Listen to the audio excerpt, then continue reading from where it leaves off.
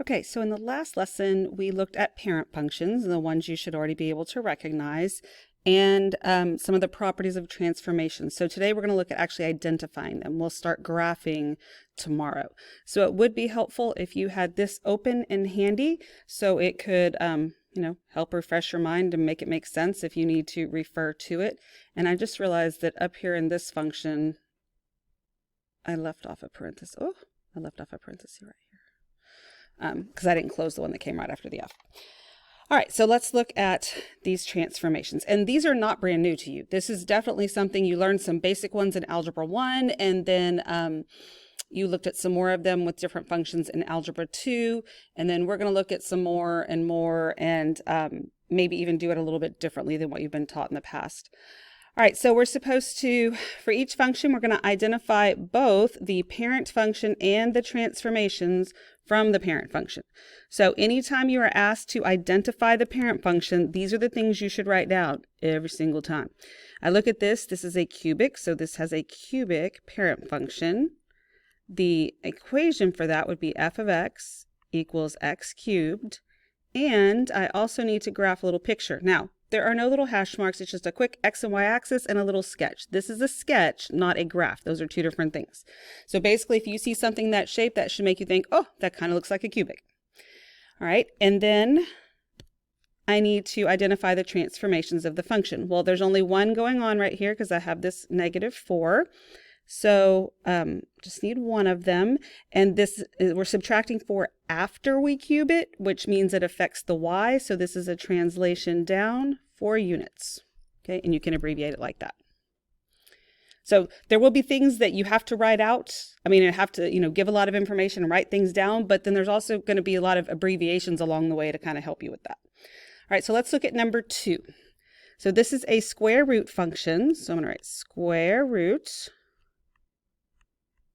The equation would be f of x equals the square root of x. And then my little sketch of the parent function would look something like that. But a little curvier, but I'm not redoing it. Then I look at how many transformations do I have? 3 things going on here. I have this 2, this negative, and this -1. So I have 3 transformations happening. When you write them down, I would suggest you always do it from left to right. The more consistent in what you do and how you do it, the better off you're going to be. You won't overthink things or get things mixed up. So I'm going to start by looking at this 2. It's being multiplied after I take the square root. If you're doing something after the parent function, whatever that is, happens, then it affects y. So I'm multiplying 2 times y, which means it's a vertical compression or stretch, and since the 2 is greater than 1, it is a vertical stretch by a factor of 2. Okay, so then I look at this negative. I am multiplying by a -1 basically, so that means it is a reflection. Okay, but then I have to decide if it's a reflection in the x-axis or the y-axis. So this is happening to x before we take the square root, which means it affects x. And if the negative sign affects x, that's a reflection in the y-axis. Then lastly, we have this -1 that is happening before we take the square root, so it affects x.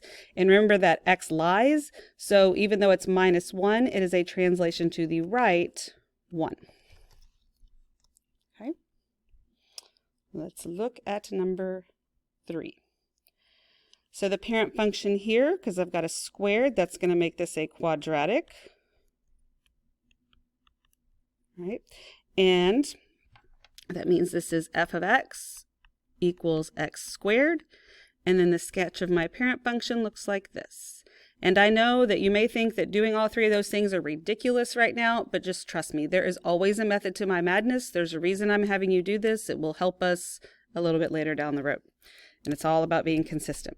Okay, so then I look at how many transformations are going on. I've got this negative, this 1/4, and this 6. So that's 3 things that I need to discuss.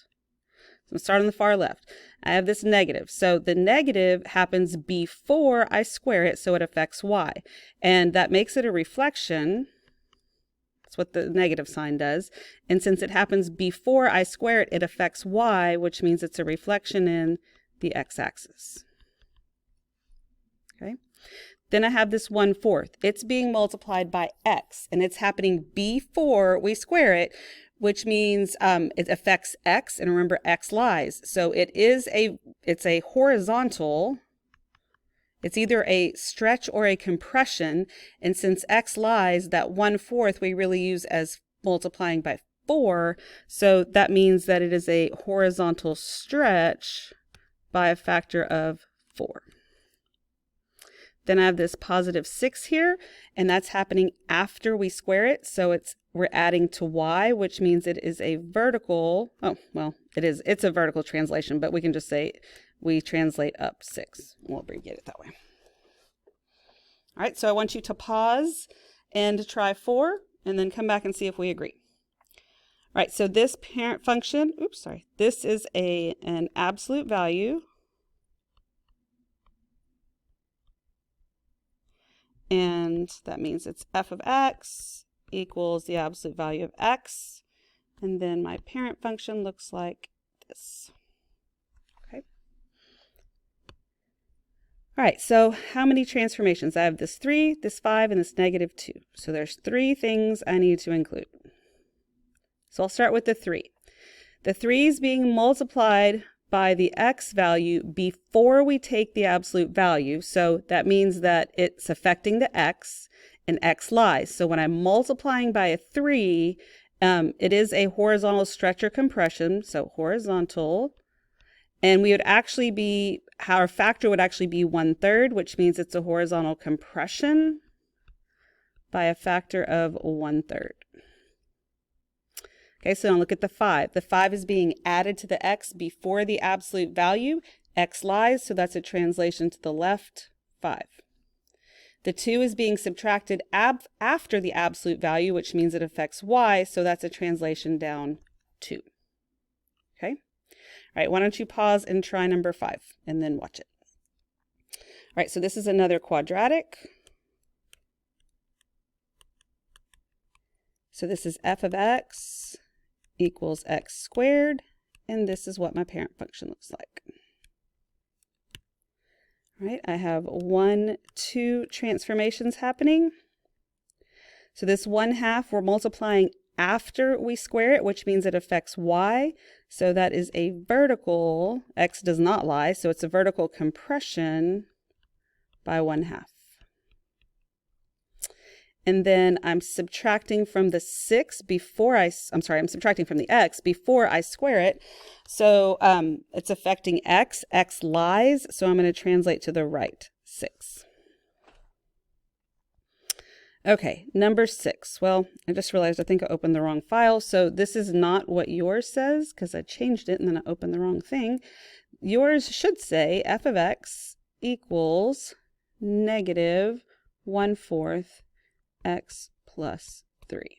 Okay, because the x being in the denominator, that's a function I decided to save for later. We don't need to talk about them right this second. Okay, so this you definitely should recognize that is an equation of a line. So this is linear. This is f of x equals x, and then my sketch looks like this, except it goes through 0, 0. I just kind of missed there. All right, so when you learn to graph lines, like you should be able to graph this line without a problem. And no, you can use your slope-intercept form and use those rules. So when you graph lines and when you learned that, you really didn't learn them with transformations. I mean, I would highly doubt it if that happened because it's just a little simpler to do the other way. But I could totally do the transformations just like everything else, even with a line. So let's look at how many we have and what we need to do. So I have this negative, this 1/4, and this 3. Okay. So I have 3 things. Now, one of the reasons we don't use transformations for lines very often is that it can get a little confusing, even though it's the easiest one to do, because when you say, what's happening to x, like on the quadratic, we have x squared, the absolute value, we have the absolute value of x. Well, for the line, it's just x. So it's just this x. So you could think about these 2 things affecting the x or affecting the y. Not this one, but these 2 for sure. So that negative sign, we know it's going to be a reflection. Okay, So, is it affecting X or is it affecting Y? Is it happening before you have the X or after? Because all it is just X. So you can think of it either way. I think it's easier, again, just to be consistent and think, okay, so the only thing that's really going on with X is just the X. Okay, so I would say that, all right, this is happening after I substitute in X, so I'm going to say it affects Y, so it's a reflection in the X axis. However, if I didn't do that, it would be okay to say that it's a reflection in the Y axis. It really doesn't matter, honestly. Then I look at that 1/4. Well, is the 1/4 being multiplied by X before or after it's X? It's kind of a weird thing to think about. So again, let's just think about it first as thinking, okay, I'm doing it, but we need to just pick one and figure out which one makes the most sense to you. So we'll say that it's happening, X is already done, and so 1/4 affects the Y, so I'm multiplying 1/4 by after we have the X in there. So that makes it a vertical, and this would be a vertical compression by 1/4. Okay. Or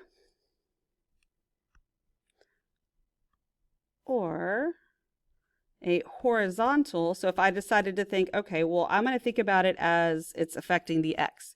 So X lies, so this would be a horizontal stretch by 4. Okay, either way, it happens the same thing. Picture a line and think about squishing it down by a factor of 1/4 or stretching it out by a factor of 4. You're going to end up with the same thing either way. But that's only true for, not only true for lines, but only true for lines right now. And then the +3, well, that's definitely happening after all that stuff happens to X. So that's affecting Y. So that's a shift up 3. So believe it or not, the line's the most complicated one of all of these to wrap your mind around. So you'll kind of like the other wacky equations and not worry so much about that. Okay. All right, so let's look at 7. Why don't you pause, try number 7, and then come back and see if we agree. All right, so this is a cube root. And we've got f of x equals the cube root of x. And then it looks like this. All right. And see how many we have. I've got a negative, a 4, a +1, and a +2. So there's 4 things I need to discuss here. So this negative means I'm going to have a reflection. It's very clear here, unlike the line, that this negative happens after we take the cube root, so it affects y. Since it affects y, it's a reflection in the x-axis.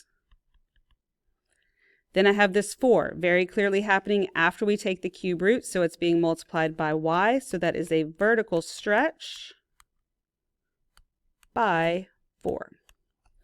This 1 is happening before we take the cube root, and so x lies, so we're translating to the left 1, and the 2 means we translate up 2. Okay. All right, so number 8. I do not expect you to recognize this function or know what's going on here. That's not an absolute value. It's something that you won't even, we'll discuss it a little bit in here because I want you to have seen it, but you'll discuss it in calculus. It's something you haven't been taught before or haven't learned. And I wouldn't expect you to, this is a parent function, I wouldn't expect you to know what it's called or what it looks like. I will tell you though, just because, that this is called a signum function. Okay, and you don't know what it looks like. And I want to show you that it don't matter if you know what it's called, what it looks like, what it is, what's happening. Clearly these little weird brackety things are like whatever's happening and they mean something that you don't know, and it's okay that we don't know that. All right. It's, sometimes we focus on the wrong things when we think we're confused. I have this thing, just like if this was absolute value and I didn't know what it meant, I can still tell you what's happening with the translation or the transformations, because I can see that I have this happening and this happening. So I have 2 things I need to discuss. And this, I'm subtracting 5 before whatever this weird thing is. So that means it affects x and x lies. So I'm translating to the right 5. And then this 1 is being subtracted after whatever this thing is, which means it's a translation down 1. Okay, I'm not going to give you signum on an assignment or a test or anything right now. I just left this one on here just because I wanted you to see that it doesn't really matter what it is. It's just the transformations are the same. All right, so why don't you try 9 and 10 on your own, and then let's see if we agree. So this is another absolute value. So f of x is equal to the absolute value of x, and the parent function looks like this. All right. And then I check my stuff here. I've got this negative, this 1/3, this 4, and this 7. So there are 4 things I need to discuss. This negative is happening before the absolute value, so it affects y, which means it's a reflection in, I'm sorry, I totally said that wrong. The negative, because it happens before we take the absolute value, it means it affects x, which means it's a reflection in the y-axis. Sorry, wrong words came out of my mouth. Then the 1/3 is being multiplied before the absolute value, so it affects x, and x lies. So this is a horizontal stretch by 3. This 4 is happening before the absolute value, so that means it is a horizontal translation, and x lies, so I'm going to the right 4. 7's happening after all that, so that is a translation up 7. All right, number 10. This is a cubic. This is f of x equals x cubed, and it looks like this. All right, so then I have this negative, this 3/2, the 3, and the 8. So there are 4 things I need to include. The negative means that we have a reflection. It happens after we cube it, so it affects y, which means it's a reflection in the x-axis. This 3/2 is being multiplied after we cube it, which means it's going to be a vertical stretch or compression. And it is a fraction, but that fraction is greater than 1, so it's a vertical stretch by 3/2. 3 is happening before we cube it, and x lies, so I'm going to the left 3, minus 8, I'm going down 8. Okay, let's look at the next page. Okay, back here we're kind of doing the opposite, because it says we use the graph of each function to identify the parent function, and then write an equation for the function under each transformation. All right, so this is an absolute value function.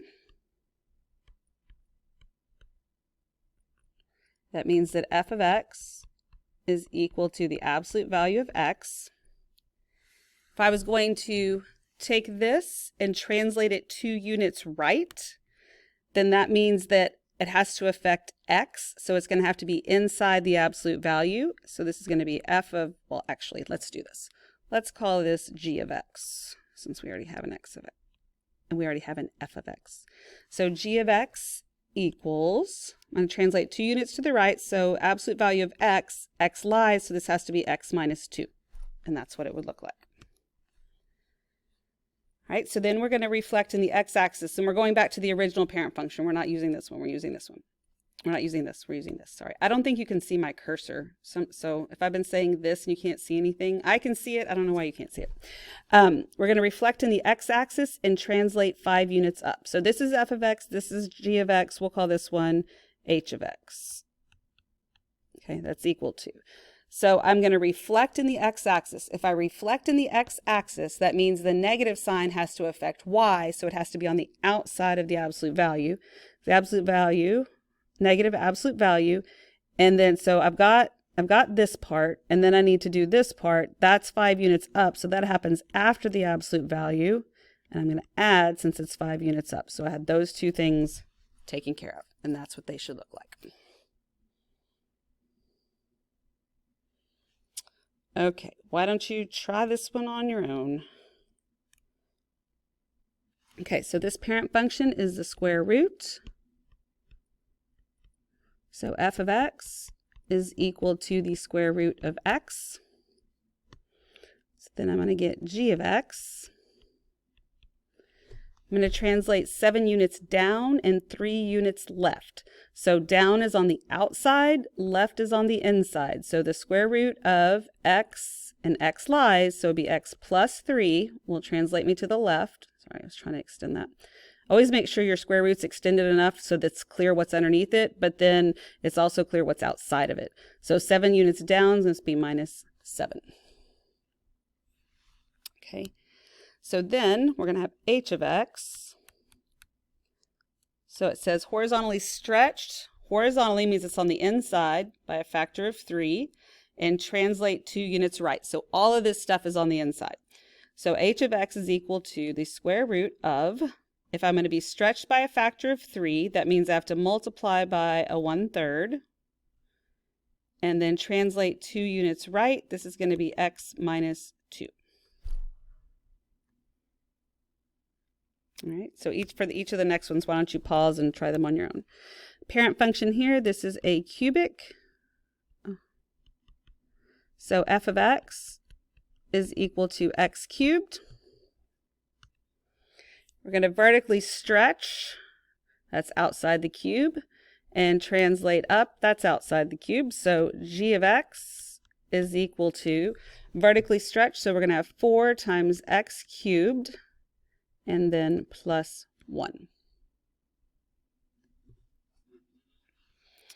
All right, so then we're going to vertically compress. So again, vertically, that means it's on the outside, and translate 5 units left. So since I'm going left, that's on the inside. So h of x is equal to vertically compressed, so I'm multiplying by 1/3, and then 5 units left, so that it's going to be x plus 5 cubed. All right, number 14, this is a cube root. So f of x is equal to the cube root of x. We're going to reflect in the y-axis, so that means it's on the inside. It's going to have to affect x. And translate 4 units right, that has to affect x also. So all of this is on the inside. So this is going to be g of x is equal to cube root of, reflect in the y-axis, so we have a negative inside here, and then parentheses, 4 units right, so it's going to be x minus 4. H of x is equal to, all right, horizontally compressed, that means it's on the inside. 5 units down means it's on the outside. So cube root of, all right, so if I'm going to horizontally compress, I have to multiply something by the x value inside, and x lies. So instead of 1/2, it's actually 2. So the cube root of 2x. And then 5 units down, it's going to be minus 5 on the outside. All right, so let's look at number 15. It says if the function f of x equals 2 times x minus 5 squared plus 3 is reflected across the y-axis, then translated right 6 units and down 2 units, write the equation of the new function. Okay, so we're not starting with the parent function this time, we're starting with this right here. So if that's going to reflect across the y-axis, I'm going to have to change the sign on what's going on inside with the x. Translated right 6 units, I'm going to have to change this, and down 2 units. So the only thing that doesn't change is this 2. So I'm going to give this as g of x equals, I still have this 2. Okay, so the things that go on the inside, reflected across the y-axis, so I have to have a negative in here, and translated right 6 units. So I'm already at negative 5, or I'm already at x minus 5, which means I've already translated 5 units to the right. So I have to go 6 more units to the right. So this is going to be x minus 11. And then this whole thing is squared. Notice I didn't just plop a negative on the x. It's negative, and then all that has to be in parentheses there.